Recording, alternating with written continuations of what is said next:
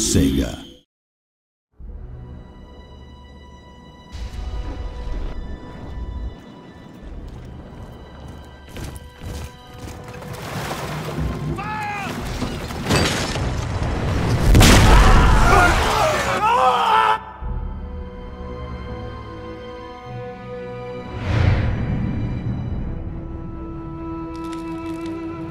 Rome 2 is going to be an absolutely massive game. It is by far the biggest and best Total War game ever. And that's bigger in terms of the scale of the maps, the scale of the armies, the scale of the cities you'll be fighting over. You can go from the sea to the land and have massive combined battles.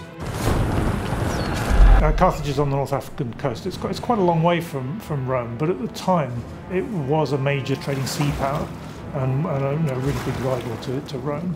Carthage was a huge problem for Rome because it had an empire which dominated not only North Africa but also Spain. At one point the Carthaginian armies got very close to dealing a lot of damage to Rome, and they thought it was about time that this should all come to an end. Because Rome was really on the cusp of losing the war to Carthage, so they had to come up with a masterstroke.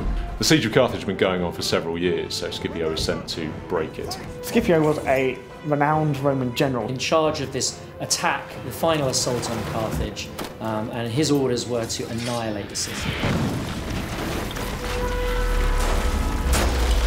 We had to build a massive city, much bigger than anything we've built before.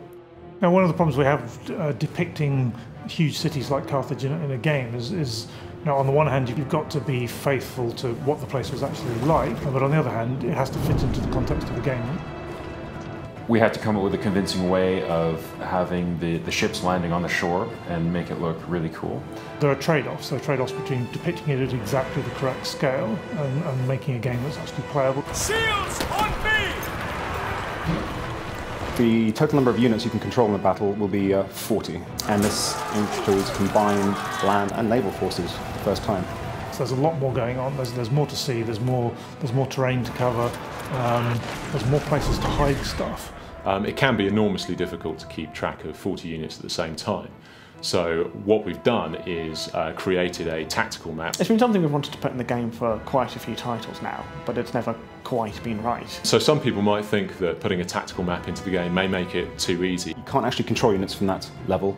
It's very much a tactical overview. It's really a great orientation tool, and it's something that the players have been crying out for years, and we're finally delivering it. The tactical map really helps you keep track of where things are, where you are, where the enemy is.